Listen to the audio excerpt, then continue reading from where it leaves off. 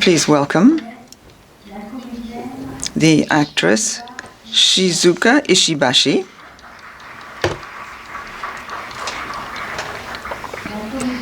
the actress Takako Matsu, and the director Kôji Fukada.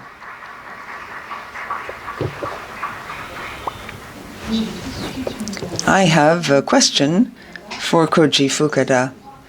I'd like to know why, for your new film, you took up the topic of people who find each other again, two people who had known each other and who get together again. Why did you decide to address this topic in your film? Thank you very much for coming to this press conference, first of all. I'll try to do my best to answer your questions. When it comes to people getting back together, finding each other again, I don't know exactly what character you were thinking of when you thought of this question. If it's Yoriko and Yuri and their relationship, maybe when you see the relationship between these two women, maybe it didn't shock you, but in Japan, a divorced woman doesn't usually continue to see the family members of her former husband. It's not very customary. And these two characters, Yuri and Yuriko, in the course of the film, find each other again after the divorce. And this mere event in Japan is quite unique.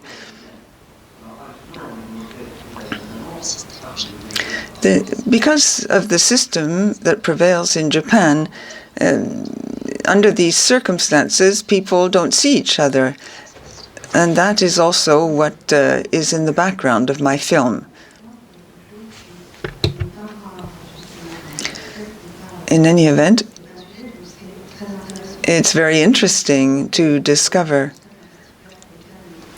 this relationship and these different ways of looking at the world. That's what makes Cannes so interesting. It's a different way of viewing society. What's the starting point of this film? The fact that these two women see each other again is very rare in Japan. Is that something which interests you in particular? Did you feel it was important to address this topic in the film? When it comes to contemporary times and making this film at present, I always have a camera with me, and I always try to film the society in which I currently live. Society is marked by men, patriarchy. She leaves the family of her husband when she divorces the character, and that's just a fact of life in Japan. That's a very ordinary event. And when you film Japanese society, this absurd situation is something you inevitably end up filming. There's quite a lot of friction, which of course arises from this kind of situation. I think that it's important to shoot these kinds of scenes. It's not surprising at all in Japanese society. A question for Mr. Fukada. In this film, you drew inspiration from a play, a Japanese play called Tokyo Notes. But you transposed the play into another setting, another town in your film. Also, you have the issue of this relationship between the two boys, a homosexual relationship. Why did you choose this theme? Why did you decide to include this in the adaptation of the play? Thank you for your question. The film was made in 2017, and with my producers at the time, we based ourselves on the play, but it was based on a more general inspiration. we started from square one again to write the script. I was born in Tokyo myself. I grew up in Tokyo. And I personally went to Nagi, to this town, in order to see what it was like, because I wasn't familiar with the area. And when I was staying there and living there, I realized that the sexual minorities were almost absent in the population, at least apparently so. Yet it's impossible. Such people obviously must exist even in rural areas in Japan. Homosexual marriage, for example, is not legally allowed in Japan, for example. I believe this situation pushes people to hide. I wanted to be able to give substance to this kind of relationship. I wanted to put these people on the screen and give them a real presence as they deserve it. Indeed, the sexual minorities are part and parcel of all these communities. And I didn't want it to be the main theme of the film either. I wanted their sexual identity, their homosexual identity, to just be a trait amongst others. I didn't want that to be the trait that defines them as people. I simply wanted to film them as people who simply belonged to this queer community in this rural area. Their homosexuality is just one of their traits, like many others that define them as people. And I wanted to show this by shooting them and making these people appear on the screen. I wanted sexual identity just to be filmed like everything else in modern society today. It's perfectly normal to ask oneself why I decided to take up this topic. However, I believe that injustice, unfairness is a real issue which these communities face every day. I would like that to disappear from the public debate. I think we should indeed remove these differences. Why does Taiwan appear in the film? Well, that was not something that was initially written in the script or the screenplay. When these two young boys imagined that they might go into exile and leave Japan in order to really live their homosexual relationship, I thought they might go to a foreign country, maybe to Europe, but it was a bit too far from Japan. I wanted things to be somewhat more realistic, so I thought I'd better choose an Asian country because that would be more relevant in terms of the actual storyline. Hence, I chose Taiwan. Also, as a director, I've often gone to Taiwan. I'm often invited to festivals there. I'm quite familiar with the country, and that's why I chose Taiwan. Now, when it comes to these songs, there are two. You have that children's song, Ting O O, and it was sung in the film, as you pointed out, by quite a well-known singer. And I received this proposal for the song from the Taiwanese co-producer. I liked this proposal right away. I thought it was a very good idea. As to the lyrics, which I wrote for the end credits, to begin with, I wrote the lyrics not to turn them into a song, but it was supposed to be a declaration of love between Yoshihito and Yuli. I wanted this declaration of love to be made in the form of a poem, but this was cut out of the film. So I decided to keep the poem, but to turn it into a song. And I'm very pleased because I think the song is very beautiful. Thank you. Question for Takako and Shizuka. One is a sculptor, the other is the model, and the scene is very special. You have to understand each other, but not only through words, through gestures as well, the physical side of things. And I'd like to know how you worked on this together, apart, of course, from the instructions given to you by Kôji Fukada. Thank you. My name is Takako Matsu. When it came to acting this person who is a sculptor, I got a lot of help from a real sculptor. I went to the atelier, and she came to Nagi. She helped me throughout the shooting of the film. And it's thanks to her that I was able to portray this character. I watched her at work, and then I myself tried to be a sculptress. I tried things out to lend shape to the medium. A sculptor, of course, can destroy his or her work, can undo things completely, if that is what the person wants. It's fairly solitary work, but I had the impression that she derived great pleasure from working on this material. She enjoyed working with this medium. And as Yuriko says, I may be solitary, but I'm not isolated. I had the feeling that fully defined the character.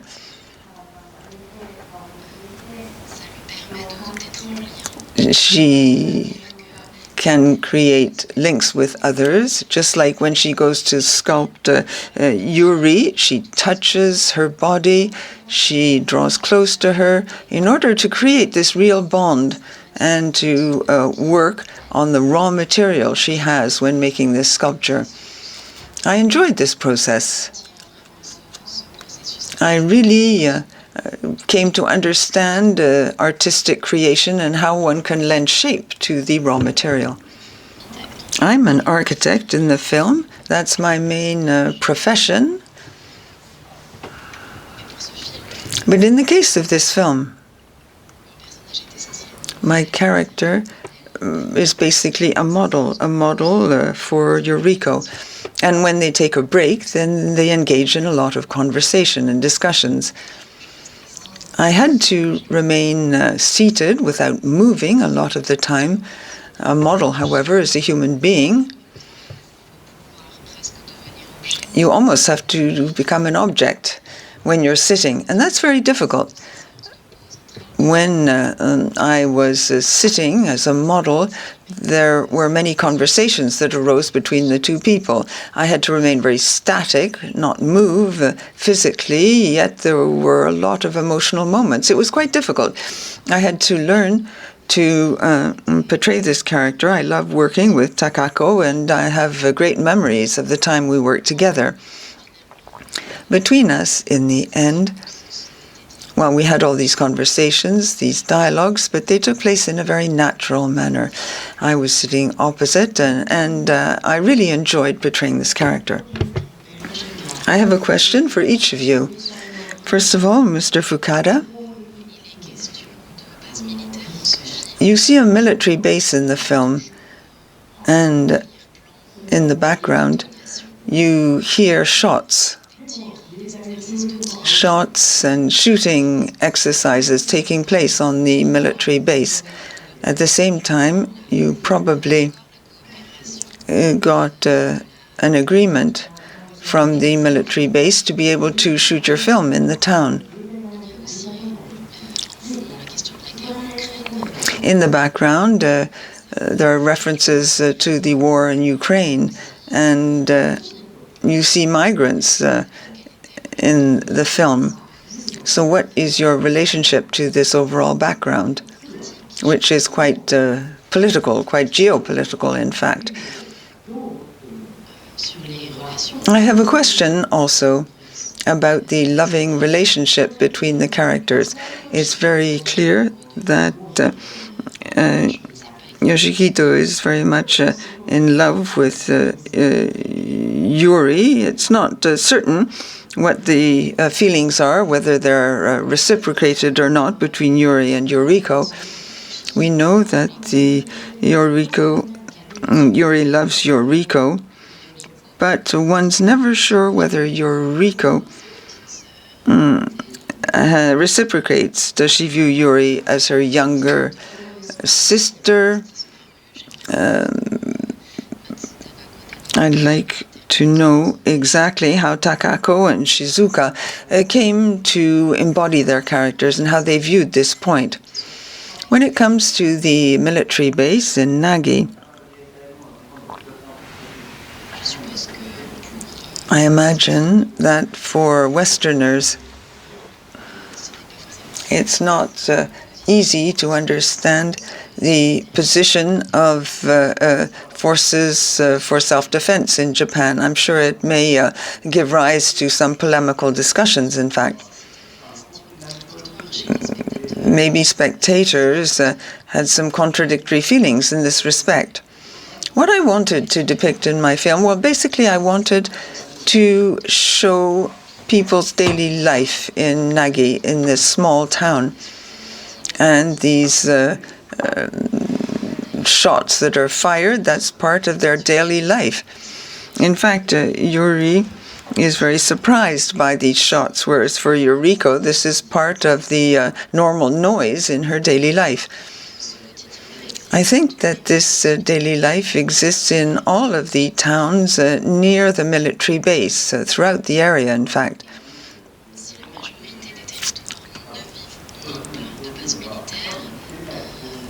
While there aren't military bases everywhere in the country, when you go to a place where there is a military base, this may prove somewhat surprising. So I wanted to show how someone who makes up represents the majority of the population, how that person reacts when she comes to live close to a military base. One discovers this with great surprise. My film is not a kind of propaganda. I'm not trying to convey a message. I'm not trying to convey propaganda through a message. For me, it was very important for spectators to be able to assess the situation on their own. I wanted each spectator to be totally free to interpret the events depicted in my film, which are just the daily events.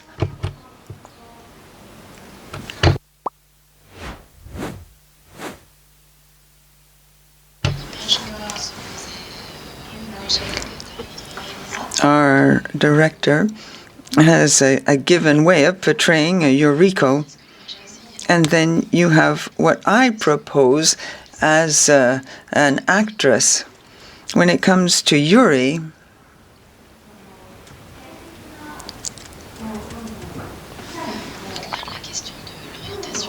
over and beyond the issue of sexual orientation,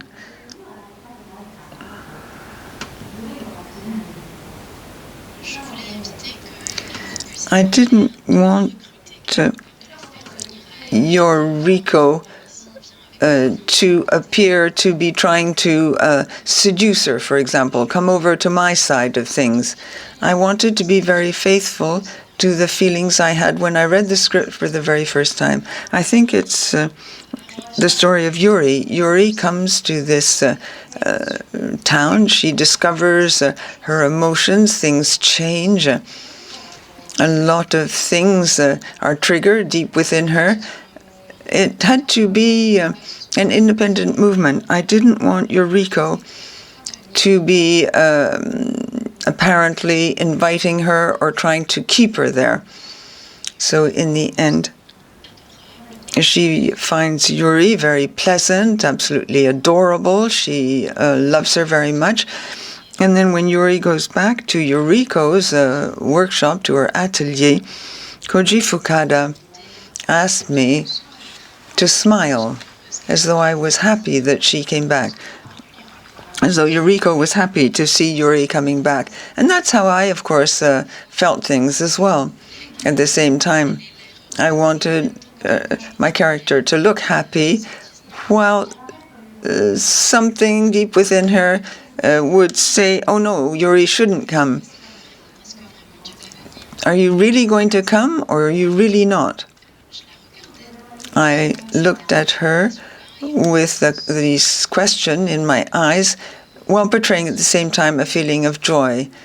She's filled with joy, basically, at the time. And if she wants to come back, for Yuriko, there was no reason to turn her down. But despite everything,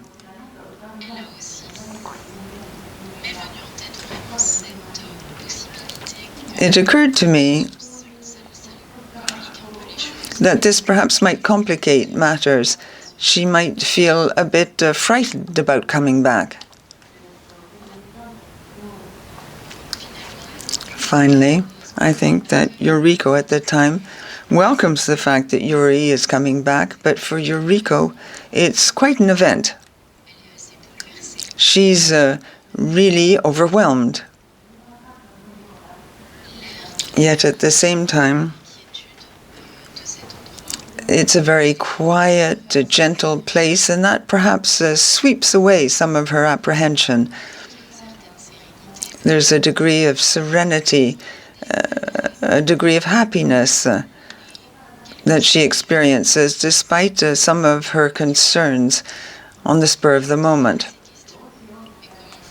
Yet she asks herself the question, what should I do with the life of this young woman who's coming to me? I think Yuriko has a traditional side, and she's a bit concerned by the fate or the future of this woman who is much younger. That's how I interpreted the scene, with all these questions which were intertwined.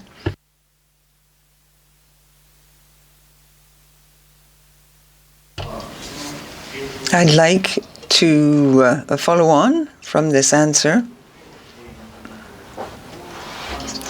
For me, are Yuriko and Yuri in love? I think that on the set we never actually discussed this. We never defined the nature of their relationship. What was important for me was how this would be perceived. How do you perceive this relationship? And I thought it was interesting to let it remain ambiguous. When you live with other people, you really never know what the people next to you are feeling. In fiction, one tends to explain things. One tends openly to describe the feelings of each character. It's easier to watch, it's easier to understand, perhaps in that way. Yet this is further removed from reality, because in real life people remain enigmatic. Of course, in a film it may be easier to make things more explicit, but in this film I wanted things to remain ambiguous, like in real life. Obviously, there are degrees, there are nuances. We are all confronted with ambiguous emotions and feelings which aren't clear. We try to understand them, to make them out. But I like the idea that the characters were complex, and they're sometimes difficult to understand. I wanted my actresses to portray their characters in this way, to really feel things in that manner, and that's how we went about the filming.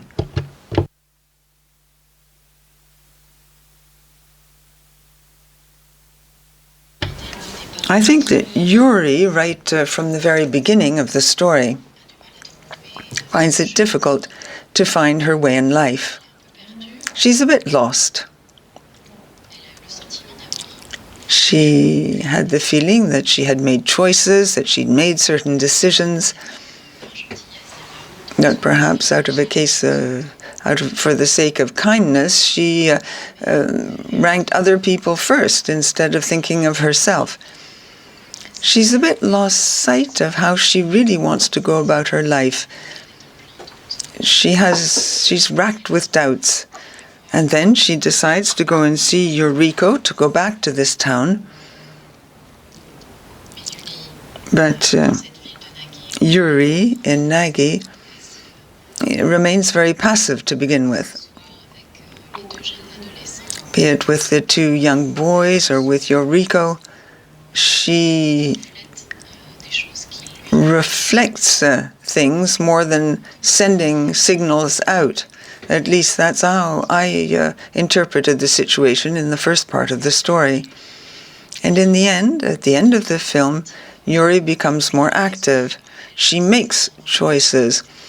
She senses that she really wants to remain in Nagi, and that's the whole purpose of the last sequence in the film.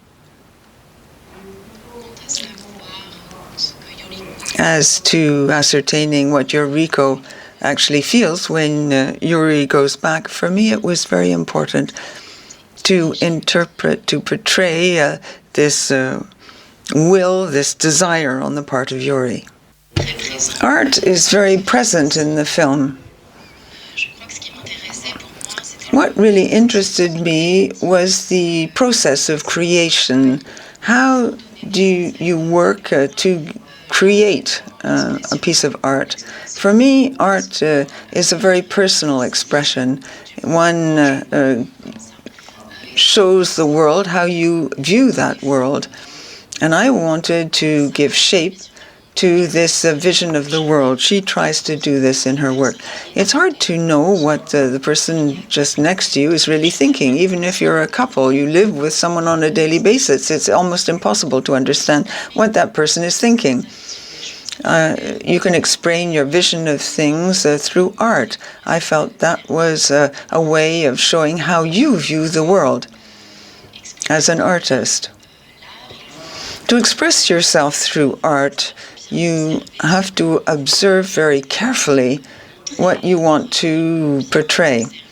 You have to observe the world very carefully. A flower in a vase, for example. If you don't try to draw it, you will look at it in a very superficial way only. But once you start to draw the flower, you have to count the number of petals, you have to look at the nuances, the shapes, the colors. That enables you to be extremely precise, to have this very accurate vision of the world, because you view things in a very precise manner. A work of art may be sold, it may trigger emotion in the viewer. For me, that's not really the purpose of the artwork. What I am interested in is how it was made, how it came about. The desire to make a piece of art, I think, is very important, and that's what I tried to show in the film.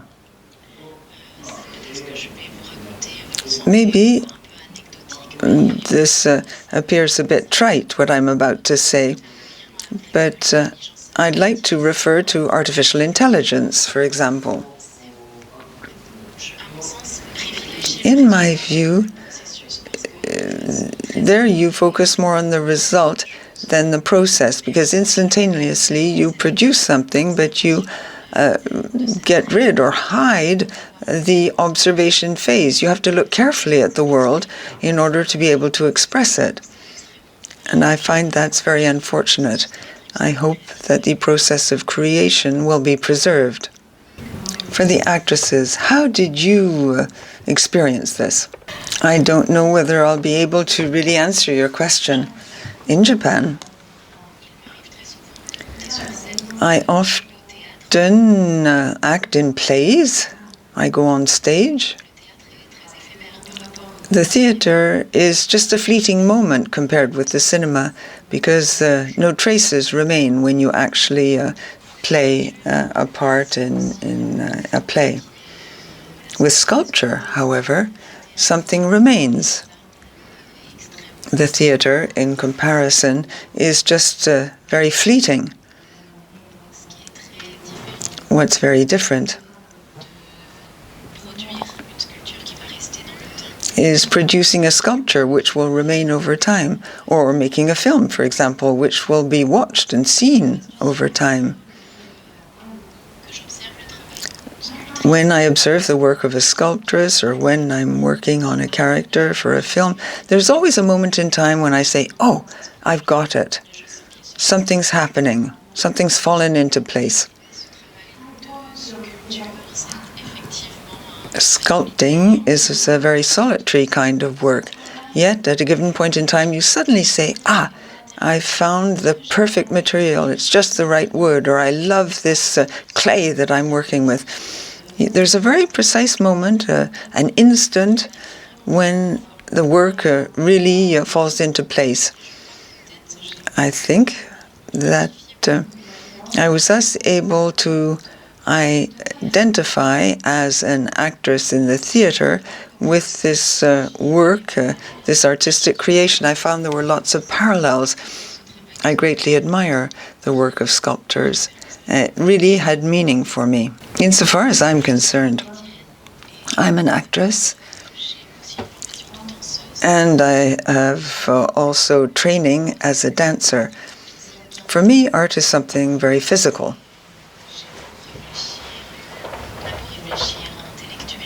Intellectually, one can think about how you want to do things. I want to act in this manner or in that manner. But on the spur of the moment, things don't necessarily work out the way you think, because you're obviously acting with other people, and also because the body doesn't always move in the way one might want. Sometimes the body takes over. And even if you have a very intellectual approach, even if you have the feeling you've understood something, the body may not follow through and do what you hope or you want it to do. Art is very, very physical. Rather than following what you have in your head, I think it's important to be moved what you have in your heart or what you feel in the gut.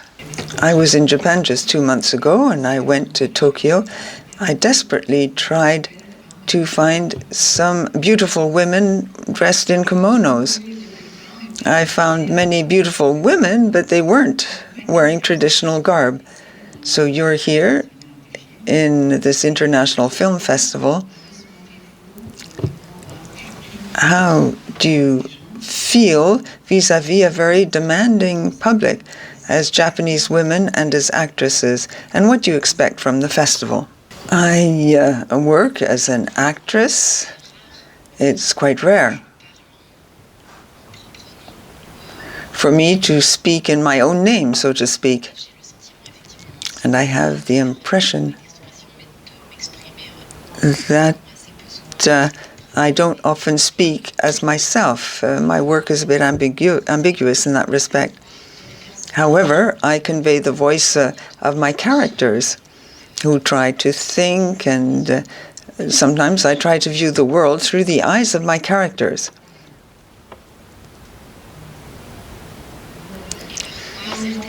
Occasionally, some lives which are fairly invisible become visible thanks to the characters we act out. I think there are a lot of women, be it in Japan or elsewhere in the world, who don't have an opportunity to make their voices heard. And I hope I will be the actress that enables them to make their voices heard, to make them visible, to make them seen. As I portray the combats waged in the background, I'm very fortunate to have been invited to the Cannes Festival, to be here at the rostrum. And I hope that this will enable many more Japanese women to speak out and become visible. I hope this will be true of other women, too, who will feel they can raise their voices. Perhaps I should have dressed in a kimono. I'm very sorry about that. So to talk about my origins, for example, I come from a family of kabuki actors. My grandmother basically spent all her life wearing a kimono. By way of a belt, sometimes she used Indian material, and she had this great passion for textiles.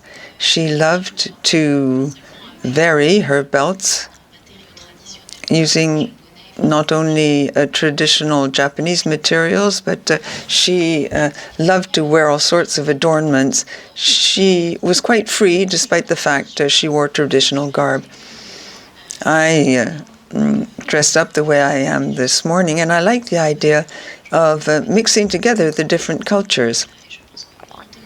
As a Japanese woman who's been invited here, I like to embody this possibility. One can present a given facet of Japan to the world. We shot this film in Nagi, which is a tiny village in a very rural part of Japan, yet the film is being screened here in a big international festival. For me, it's a very amusing, enjoyable experience. As an actress, I think the question of gender is an important one. It may prove problematical at times. Sometimes one has to resist, not be influenced or swayed, but women can allow themselves certain things, and I think we should be proud of that fact. I believe that this profession enables us to act out different aspects of what it means to be a woman, and I hope my future parts will enable me to continue in this vein.